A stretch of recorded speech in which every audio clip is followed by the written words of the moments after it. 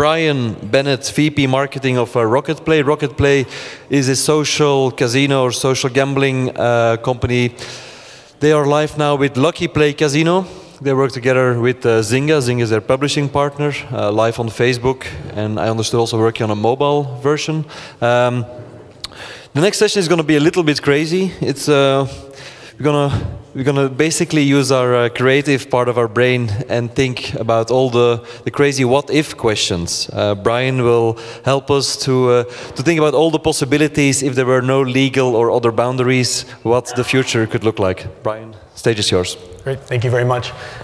So I have to admit, I'm pleasantly surprised that the turnout is this big.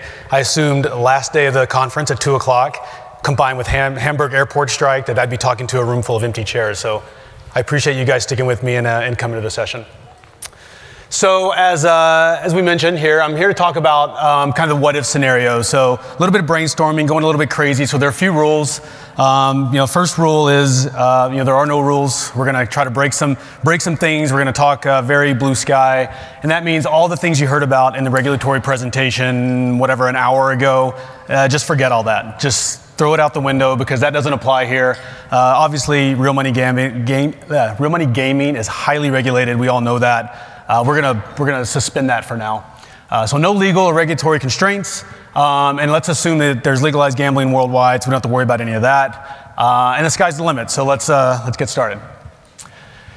So I figured to kind of set the stage, and I think Chris just did an awesome job, and he's going to see if the Bettable guys stuck around, they're going to see one of their slides in here later. But they did a great job of explaining, obviously, the value of real money gaming and kind of why we're talking about this today. But I thought it'd be also helpful to take you through a very brief pictorial history of gambling and kind of why it's important for social gaming. So we're going to go all the way back to ancient Egypt. And this is Thoth. He's the god of, or Egyptian god, widely credited for inventing writing, but also credited for inventing gambling. As Egyptian mythology has it, the original calendar was 360 days. Thoth wanted to get 5 extra days out of it, so he went to the moon and he played a game of dice with the moon and won 5 additional days. And that's the reason we have a 365-day calendar today. So we can thank Thoth and his gambling prowess for that. Then we skip ahead several hundred years, and we have Ajax and Achilles playing dice. So again, this is during the Trojan War. Gambling's always been a very popular pastime for soldiers during time of war, and that was no different back in the 4th century BC. Fast forwarding again, 1400 or so years, and now we're in basically the Middle Ages. And this is a painting by Caravaggio in Italy. It basically shows some Italian men playing Primero, which is a precursor of modern day poker. And finally, a couple more years, we see the American West. These gentlemen are playing a game called Faro. It's a card game that originated in France, a game called Faro. It was hugely popular in the western United States during the 1800s. And then finally, modern day Las Vegas. This is the Bellagio, the gambling fort Bellagio. Obviously, casinos have come a long way since the 1800s. So the big question is, why? What does all this matter? Why did I kind of take you through the pictorial history? And surprise, the answer is because gambling is really, really popular. People have been doing it for thousands of years, obviously all the way back from ancient Egypt, all the way through to modern day Bellagio.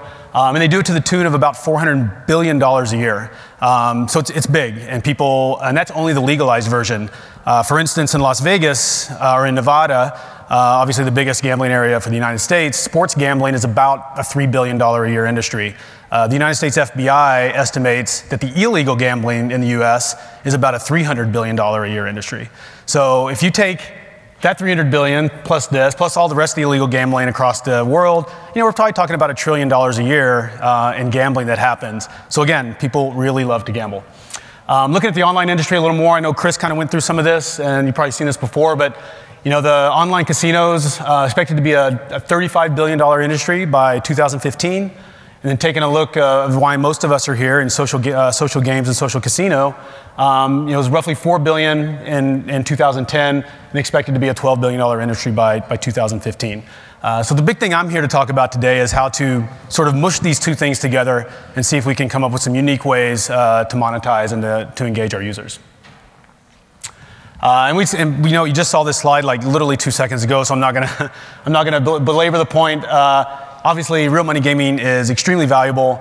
300x monthly ARPU and roughly 900x lifetime value. So it's big, and it's a really big differentiation point, and something that big reason why we're talking about it today.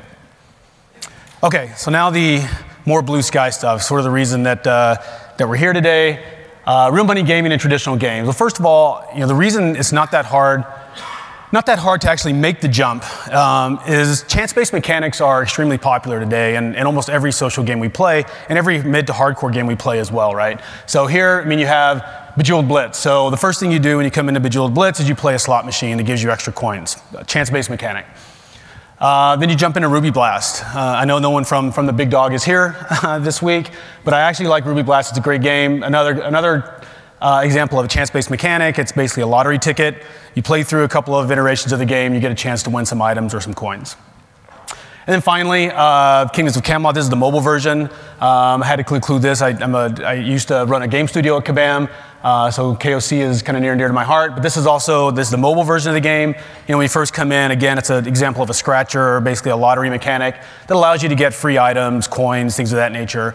And what's interesting, and I don't know if anybody from Kabam is in the room, but what's interesting is not only do people like this mechanic, they like it to the extent where they actually buy tokens, and it's actually one of the highest value or highest purchased items in most Kabam stores are the gambling tokens. So people will literally come in, get their free token, and rather than moving on to play the game or just going to the store to buy the items they want, they'll literally just keep buying tokens to see if they can win the item. In the end, they probably end up paying more for it. So it's just another interesting data point of people and their love for chance-based mechanics.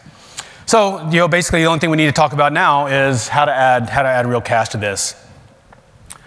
So I figured the best way to do that, I thought about a lot of different ways of trying to organize an unofficial brainstorming. And what I decided to do is kind of present some three case studies. So I looked at 3 games that I've played and like to play, and kind of take you through some different ways that you can add chance or real money gaming into those games. So the first one is Puzzle and Dragons. So hugely popular game in Japan. Hasn't, for whatever reason, done very well in the US or in the West so far. I'm not really sure why. But it's actually my current favorite game. It's probably the game I play the most on my iPhone. So I wanted to talk about it here. It's basically a hybrid, card collectible game. It's very similar mechanics. You get monsters, you level them up, you evolve them, things of that nature. So very similar to a lot of other card games. So for those of you that play, you'll recognize this screenshot. This is basically the egg machine. So just like any other card game, you're always trying to get those rare cards. You can either scratch your way through it and really grind it out and slowly evolve your monsters to get those rare monsters, or you can buy a token for the egg machine, pull the lever. It's very slot machine-esque already. You pull the lever, he eats a seed, and out pops an egg, and you have some random chance to get a rare monster as a result.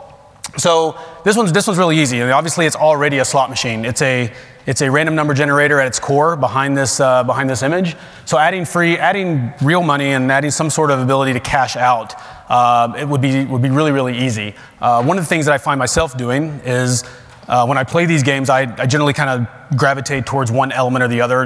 Every monster has a different element. So when I'm looking for fire element monsters, and this thing keeps giving me water element monsters, I'd love to have a way of actually selling that back for real cash. Or I'd love to have the option of taking the cash value of that instead. And that's something that I think would be really interesting, be really easy to do with this mechanic. Next up is the basically gameplay itself. So as you see, you basically go through, you basically choose a dungeon. You go through a dungeon. They're all of increasing levels of difficulty. You basically go through the battle mechanic to beat those dungeons. So one of the things that I would love to see is the system obviously knows when I go into a dungeon, it knows how powerful that dungeon is, it knows how difficult it is, and it also knows about my relative strength of my team. So why not throw a nice little odds behind that, allow me to use my knowledge of the game, my skill level in the game, and see if I can actually beat those odds for a real money wager. Then you get into the battle itself. Basically, as you're going through the battle and you're defeating enemies, you get all sorts of real money loot drops. In the form of the Easter eggs. It's basically the same egg mechanic as the little egg machine we saw. And then you get little rare monsters, or most of the time you get very common monsters out of those egg drops. So why not, again, allow me to increase the likelihood that I get a rare monster, or even allow me to increase the likelihood that I get real money. For those of you that have gone on Easter egg hunts, I know for myself, I would always shake the eggs, and if it had coins in it, I'd keep it. If it had candy in it, I would throw it back and literally looking for the coins. And then you could use that same mechanic here in the people's desire to get something of value, especially currency. So, case study number 2. I mean, so we're at Casual Connect, and if you've ever played League of Legends, you know it's anything but casual.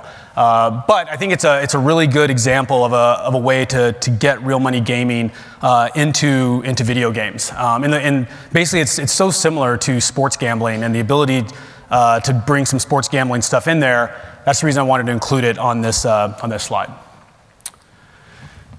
So before we begin, I mean, I think the biggest thing, I read an article recently, and I think it was in VentureBeat. IGN has a new professional e-gaming league, and in one of their most recent events in Las Vegas, not only did they have thousands of competitors from all over the world that came to compete, and they had a nice little dose of spectators that would come to watch, but they actually webcasted the events online, and over the course of a 4-day tournament, they had viewership of about 6 million people that tuned in to watch the events online. And most of the time it's League of Legends and StarCraft 2 and then a handful of other ones, but those are the 2 main games. So the ability to gain that number of users, and to put it in context, the typical NFL game, National Football League game in the US, generally gets about 18 million viewers. The typical college basketball game during March Madness, which is a big college basketball tournament in the US in March, typically gets about 6 to 8 million viewers per game. So 6 million viewership for a webcast of a video game tournament shows how hugely successful that's going to be and how much more and more people are continuing to tune in. So why not treat it like a sports event? Why not allow people to gamble on it like they would a sports event? So you see here is odds. This is basically the tournament listing for a recent event. You basically see the odds I put in, just very crude mock-up. If you go to Las Vegas, this is very similar. Like right now, we just had the Super Bowl 2 weeks ago, but you can go to Las Vegas right now and bet on who's going to win the 2013-2014 Super Bowl. So it has the odds all there. You could have a very similar mechanic here and allow people to basically bet on which teams they think are going to win this tournament. But the more interesting thing, I think, with League of Legends and professional e-gaming are the in-running betting that could go on during these events. So one thing a lot of people don't know, and I think a lot of Americans aren't aware, is that in-running betting, which is basically the act of betting on a sports event while it's actually going on. So, for instance, anyone who watched the Manchester United and Real Madrid match last night, in-running betting would allow you to bet on, over/under on corner kicks. Who has the next corner kick, next yellow card, next goal? And then as things happen and unfold during the match, you can the win-loss and draw percentages or odds will change accordingly, and allows you to continuously bet nonstop on the match until it's over. That's hugely popular in the UK right now. The UK is probably the largest legal online sports betting market, and roughly 70% of the bets that happen there are in-running type bets. They're not things that are happening before the match. They're things that are happening when the match is going on. I think League of Legends and e-gaming, I think, is a perfect analogy to that during the battle itself. So you can look at some of the prop bets I threw up here just as a point of reference. You can do all sorts of things. So, win-loss, obviously, that's easy. So as the match is going on and things are unfolding, easily being able to adjust the odds accordingly, allow people to bet on those, the win-loss of the match. Next kill, over/under on number of kills. You can actually watch the different characters kind of doing battle. You could easily bet on over/under of team kills, individual kills, all those different things that are going on. Spectators could bet on those things. And then finally, just over/under on time required. All the matches last a different amount of time, allowing people to bet on that as well. So I think if, by taking these types of sports betting mechanics and applying them to professional e-gaming, I think the e-gaming could actually take a page out of the NFL book. So in the US, the NFL is by far the most powerful sports league. It makes significantly more revenue, has significantly more viewers, significantly more merchandise sales. It just dominates all the other American sports leagues. And a big reason for that, and they'll never admit it because they're very anti-gambling, but a big reason for that is the gambling and fantasy sports industry. Ever since you can almost see it when fantasy sports started becoming very popular, the NFL actually started rising in popularity as well, because baseball and basketball used to be more popular than the NFL. But NFL is a fantastic TV viewing experience and a fantastic fantasy sports experience. And as a result, viewership has increased and the power of the NFL has increased as well. I think e-gaming could take a page out of that book and could dramatically increase the popularity of e-gaming by adding some betting opportunities. And last but not least, I'd be remiss if I didn't have the top grossing game on iOS up here.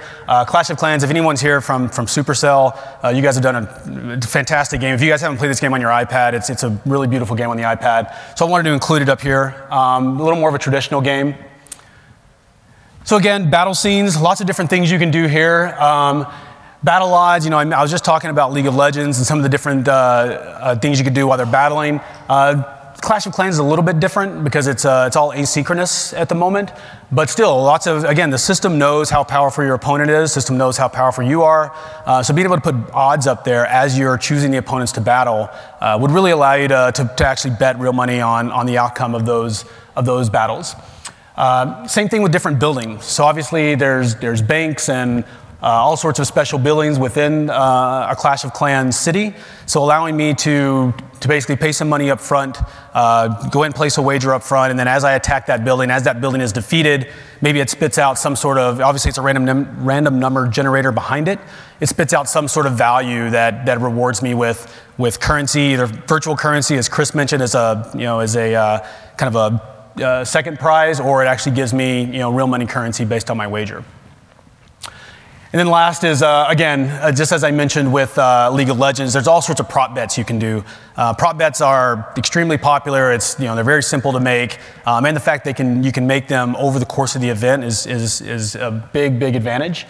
So things like over/under on troops killed and time or buildings destroyed, first building destroyed, time required for the battle. All those things lend themselves really nicely because they're not necessarily gameable, so it's not like you can cheat a lot on that. So they all lend themselves really nicely to be able to place a real money wager on the outcome of those events. And the last slide is buildings. Obviously, Clash of Clans and all the other sort of strategy games with a city building component to them. You have all sorts of buildings in there, and there's all sorts of all sorts of idle time. And obviously, the reason those games are so successful with monetization is because a lot of people will speed up that idle time. But there's idle time nonetheless. There's a lot of times you're just kind of waiting for something to happen, and you end up leaving the game and coming back when that thing is done. I think the addition of real money gaming into those buildings, into those events, gives you a lot more things to do. Not only does it increase the engagement of the game, so it actually keeps you engaged with the game, keeps you involved, keeps you there, but it also gives you the opportunity to monetize. It gives people a reason to spend additional revenue. So the first one here is gold storage. That's a building that exists today. It's where you store all your virtual currency. Same thing Chris Griffin mentioned a minute ago, kind of the money tree. Same analogy here. Lay a wager down. Every time you go in to either store gold or collect gold or whatever you want to do with the gold storage, there's basically almost like playing a slot machine. You pull a little lever, random number generator kicks out a win-loss, virtual currency, hard currency, what have you. I have a casino here. Obviously, this does not match the art style of Clash of Clans. It's the best I could do on clip art. So basically, why not allow someone to put a casino in their building? So this is obviously a lot less subtle than than adding real money to traditional mechanics. But let someone put a casino in their village, and as they have that idle time, as they're waiting around for certain things to happen, allow them to go in and play dice or cards or roulette or what have you. And then last but not least is Battle Arena. So I think these are always going to be really popular. People love competition and the ability to kind of match your team up against somebody else's team, and now you either do a direct wager based on a PvP outcome or betting against the house. I think both of those things could be really popular. People love that side of the competition. But it also, again, could feel idle time. So even if I don't want to directly participate in the battle, being able to go in and bet on other people that are battling, assuming there would be some sort of synchronous match going on or some other sort of battle mechanic going on, allowing me to go in there and place my own wagers based on the outcomes of those events, again, could be really interesting. So that's all I have. Very quick. I'd be happy to answer any questions. I think the big summary for me is gambling is super popular. Gambling is increasingly to be a large part of the gaming industry. I mean, it's only going to continue increasing, especially if the U.S. finally gets off its political bandwagon and approves real money gaming.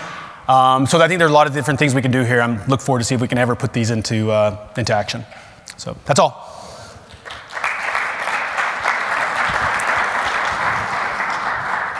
Thank you, Bryan. Any questions from the audience? Not a lot of inspiration today. Last day of the conference. Bryan, I have a question. Obviously, you guys have been live with your RocketPlay casino for a while. Any things you learned, any insights you can share with the audience from the real life world of running a casino game? So we do virtual casino, obviously. So we're social casino games. So we don't do real money yet. As everybody else, I'm sure we would love to have that option. You know, I think for me, you know, we originally started the company and we launched a sports betting game called the Sports Casino. And you know, for us, I think we kind of realized over time that it's sports betting is a bit of a niche product. So I think we went into full casinos. Now we've basically morphed the game into a full suite of casino games. We changed the name to RocketPlay Casino. So when you come in, you're really forced, we don't force, but you're encouraged to play the casino games. And I think the biggest thing that I learned kind of through this process is, content is king, which is not anything earth-shattering by any means, but it's all about having content and a number of slots. All about having lots of stuff for people to do when they come in. And we didn't necessarily have that early on. And as a result, we saw numbers that would show that. So being able to make sure you have the right content and the right slot machines is really, really important. Anyone in the audience? Questions? No? Thank you, Bryan. Great.